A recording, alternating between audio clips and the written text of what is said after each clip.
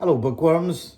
Another book review from me, and today I'm going to review a book called Trump, The Art of the Deal. This is a book written by Donald Trump with a ghostwriter called Tony Schwartz, who basically wrote the book. But it's about Trump, and it's the book that Trump goes on about. So I'm just going to read the blurb on the back. I like thinking big. I always have. To me, it's very simple. If you're going to be thinking anyway, you might as well think big. Everybody knows it. I think big. I can't do the impersonation, but yeah, there you go. Here is Trump in action. How he runs his business and how he runs his life as he meets the people he needs to meet, chats with family and friends, clashes with enemies, and changes the face of the New York City skyline. But even a maverick plays by rules. And Trump has formulated 11 guidelines for success. He isolates the common elements in his greatest deal. He shatters myths. Everybody knows it. He shatters myths. I'm the biggest myth shatterer there is known. Wow. Spells out the zeros and fully reveals the deal maker's art. And throughout, Trump really talks about how he does it. Trump, the art of the deal, is an unguarded look at the mind of a brilliant entrepreneur. Brilliant, nobody better. And an unprecedented education in the practice of deal making. It's the most streetwise business book there is. The ultimate read for anyone interested in making money and achieving success. More success than anybody. Actually, he's probably right about that. And knowing the man behind the spotlight. Donald Trump is a deal maker. He's a deal maker the way lions are carnivores and water is wet. So, okay, Trump, The Art of the Deal, written by Donald Trump with Tony Schwartz. But basically by that, take it that Tony Schwartz wrote this book. And Donald Trump basically gave him the line, the kind of, probably was interviewed for it. This book was written in 1987. Okay, so this was published in 1987.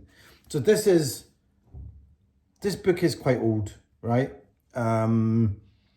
It probably is outdated. There's no mention of politics in it. There's no mention of anything about him running for office. I personally thought that by reading this, I would get some sense of who Trump is. And you probably did get a sense of who he is maybe back in the 80s. And at this time, he was married to Ivana Trump, just to let you know. I've got to read the first book, the first chapter, the first couple of paragraphs. So this is a week in the life, and the first chapter starts off with dealing. A week in the life. I don't do it for the money. I've got enough. Much more than I'll need. I do it to do it. Deals are my art form. Other people paint beautifully on canvas or write wonderful poetry. I like making deals, preferably big deals. That's how I get my kicks. Most people are surprised by the way I work. I play it very loose. I don't carry a briefcase. I try not to schedule too many meetings. I leave my door open. You can't be imaginative or entrepreneurial if you've got too much structure. I prefer to come to work each day and just see what develops. There's no typical week in my life. I wake up most mornings very early, around 6, and spend the first hour or so of each day reading the morning newspapers. I usually arrive at my office by 9 and I get on the phone. There's rarely a day with fewer than 50 calls, and often it runs to over 100. In between, I have at least a dozen meetings. The majority occur on the spur of the moment, and few of them last longer than 15 minutes. I rarely stop for lunch. I leave my office by 6:30, but I frequently make calls from home until midnight and all weekend long. It never stops, and I wouldn't have it any other way. I try to learn from the past, but I plan for the future by focusing exclusively on the present. That's where the fun is. And if it can't be fun, what's the point? What a regular guy. What a heck of a guy. Regular guy, just does everything by the seat of his pants. Total bullshit, of course. Because I'm sure that's not how at big business these things work when you've got multi-million-dollar deals happening. I'm sure there's lawyers left, right and centre and schedules and things like that. So I don't believe that bullshit for a minute. Anyway, what is this book? What is it? I wrote a couple of little notes So he does start off then with like a week in his life. So he starts on one of the first chapter starts with Monday 9 o'clock, and he literally writes down the calls that he has. So from 9 o'clock to 6:30, he's basically making loads of calls, speaking to people, arranging deals, and what have you. Yeah, and those deals involve lots of money. They're $1 million deals, and this is we're talking. Remember, we're talking in the 80s, so this is back to the land of shoulder pads, Margaret Thatcher, Ronald Reagan, all that stuff, right? Yuppies. This is back in those days, right? And it was a different kind of world.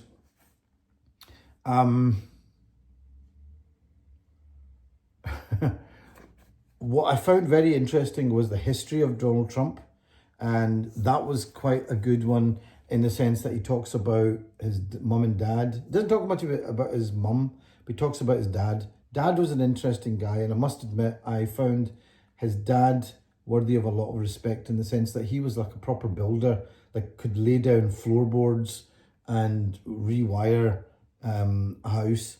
So he started with that, did all that, built a house, sold it, made a profit, and thought, I'm going to do this again, and just kept doing that. And he made a lot of money. Basically, he became a millionaire. That's where the initial money is. But he kept to certain type of housing, low-level housing. The difference with Donald Trump is, and I think he's got about eight brothers and sisters or something. There's quite a lot of brothers and sisters. His mum was from Scotland. His mum is from, like, I think the Highlands or something. He doesn't say much about his mum, to be honest with you, in this book. But he...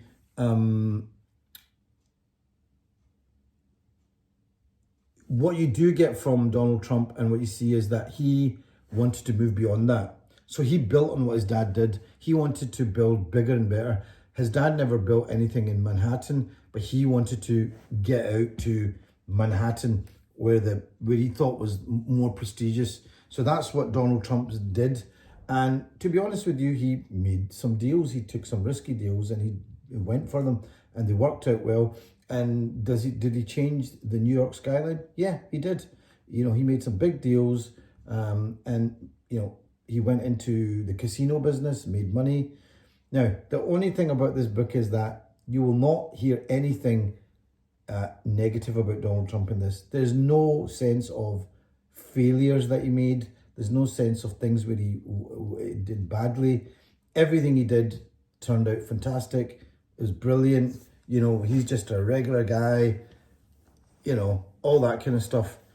You won't find any revelations about Jeffrey Epstein in this. You won't find anything like that. You won't find anything about women.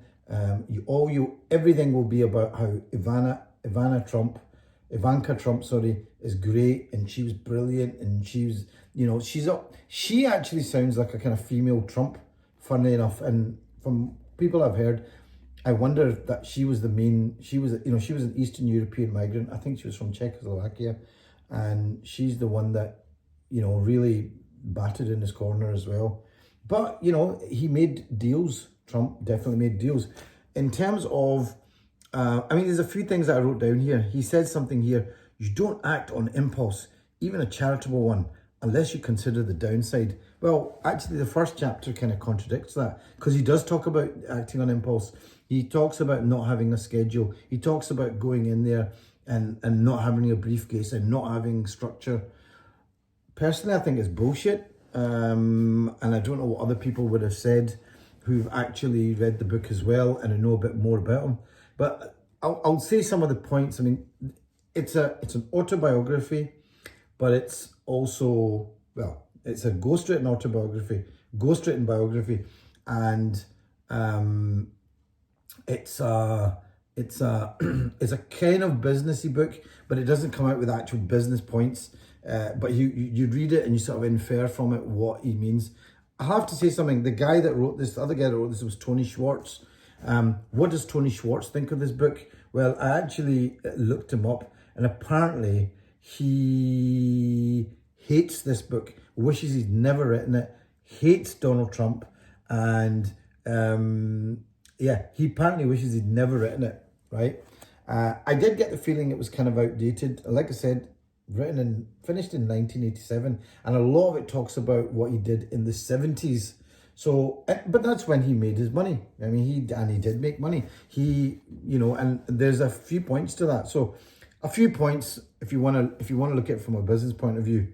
Think big, And actually, this is a point where he goes, look, you might as well think big because it takes as much decision-making power to think small. You're going to make the same decisions, so why not think big? Well, actually, he's got a point there. And I have to admit, you got to see Donald Trump in the sense that he thought bigger than his dad did. And he said, look, okay, you've built that. I want to build hotels and big, massive skyscrapers in Manhattan. And, he did. He did. He thinks about, even nowadays, he thinks about the peace process. He actually thinks, look, I want to get the Nobel Peace Prize. He thinks big. He thinks beyond that. So, he's worth, somebody told me now that Donald Trump now is worth more than he ever made back in the 70s and 80s through the whole crypto thing. He's a billionaire. Even since he's been re-elected in 2024, he's made something like $2 billion off all sorts of deals. So, he does think big. So whatever he made here, since he's been re-elected, he's made a hell of a lot more. That's what some people say. The other point comes out is he always says, think of the downside. So he talks about thinking of the downside and think of the risk, which again contradicts what he was saying at the beginning of the bloody book. He makes it sound like he's just a maverick going in there, shaking things up. Third thing he says is maximize your options. So he says that he's flexible. I mean, okay, some say so maximize his options. He's flexible in terms of what you get. What did I write here? You get the feeling he's not committed to one. So he's not committed to one track. So there was an ice rink that he was building in the late 70s. And this ice rink had been built by people in the council or whatever in New York. And they'd spent about 5 times as much on it and done all, it was way over schedule. He basically brought it down under schedule, made it for less than even that he estimated. But that's because he brought his own guys in and they went in and they did that. So that, he kind of got a lot of kudos for that. So although he talks about things as if he's a kind of guy that just goes in there and takes risks, but he does take risks, but they're calculated risks. So he does work stuff out and he does make good deals, and he does kind of play hardball from that sense. He talks a lot about in this book about leverage. Okay, so leverage is an obvious thing. You've got to have stuff in your corner that the other people want. But one thing I've noticed from this book that he does do is he creates excitement and razzmatazz around things. So he can take a building and build a lot of excitement around it. And suddenly celebrities want to buy in that building. They want to buy things in that apartment block. So suddenly the houses that he builds and the things that he builds are actually bigger than the actual value. So he creates value. And that obviously translates into higher prices and higher rent. So there's no doubt about it that Trump, he's a master at that, creating value. He's a master at creating value. Everybody knows it. Creates value. More value than anybody. Oh, sorry. I keep kind of thinking that, going into that. But he does. He creates value. Creates razzmatazz, creates excitement around the project, and suddenly everybody's talking about it. And what I hear time and time again from people who talk about Trump is, yeah, well, he gets things done. He's going to get things done. He's going to shake things up. Does he actually get things done? Does he actually shake them up? That's something that's quite debatable. But the image is there that he creates things, that he shakes things up. Anyway, and he talks a lot about fighting back. So he's very litigious. He says that, if something happens, he's going to fight and fight and fight and keep going. Maybe if you've got so much money in your reserve, you can do that and you don't care and you think, well, to hell with it. And maybe that's what he's done with the BBC. He's just threatened the BBC with a $1 billion lawsuit, and they have absolutely folded like a pack of cards. So maybe he's right.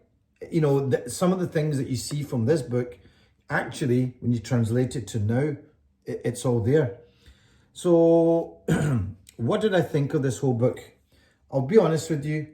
I liked the first chapter. That was kind of interesting. The first few paragraphs were like, oh, right, this is what he does. He does deals. This is his art form. I thought, you know, I'm getting to learn something about him.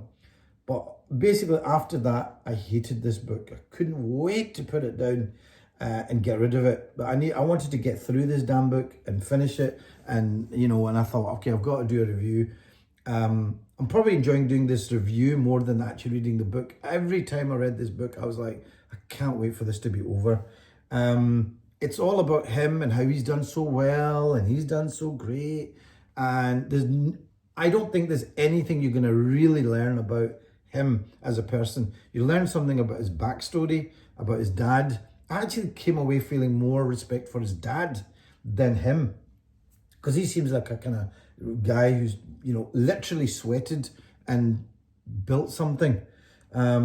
So I'll be honest with you. What do I think of this book? So Trump, The Art of the Deal, written by Donald Trump, and the ghostwriter is Tony Schwartz. Now, Tony Schwartz is the actual guy that wrote this, and he says, I wish I'd never written this bloody book. I wish he has nothing good to say about it. But don't forget, Tony Schwartz has been paid for this book. So is that a bit unethical of him as well? Are you going to learn anything about business? Maybe you'll learn that being a bullshitter really works, really does work. Maybe that's what you're going to get out of it. He talks about trusting your gut. Okay, there's probably some truth in that, trusting your instincts. But any business leaders will say bullshit. That's bullshit. You've got to do your homework. You've got to get your figures in. And by the way, I do not believe for a second that Trump doesn't do that. I think he does. I think he has a whole team of people behind him who are working very hard. And one thing Trump does do, which I think you can see, is he picks good people. He picks talent, and he will pay them, and he'll pay them well. So he knows about that. He knows that, listen, someone's doing something good, you get them on your team. So that's something that Trump does do. So in that sense, actually, there are things, maybe I'm being a bit harsh. There are things where at the end of the day, he's an entrepreneur. He doesn't go out and wire houses himself. He doesn't go out and lay timber. He doesn't go and hit a rock with a hammer or anything. He makes deals. That's what he does. And he says, look, that's what I'm there to do. But he keeps his cool. He does take risks. I don't believe he doesn't take risks, but I think he takes calculated risks. So when he thinks, I'm not going to lose anything here, he'll say whatever. Anyway, is it worth reading this book? I hated it. I hated reading it, but I'm glad I read it, because now I can talk about it and say that I hated it. But, you know, are you going to learn anything about Trump through this? You learn a bit about his backstory. Are you going to learn how his mind works? I don't think you will, really. Other than he's made loads of great deals. Anyway, Trump, The Art of the Deal, is Donald Trump. It says with Tony Schwartz. Really, let's face it, come on. Ghostwritten books are written by the ghostwriter. But, you know, it must have been a bestseller. It's been published since 1987. And I think I'm glad that I actually read it, just to say that I've read it. But I hated it. Okay, so I hope you enjoy that. Until the next time, bye.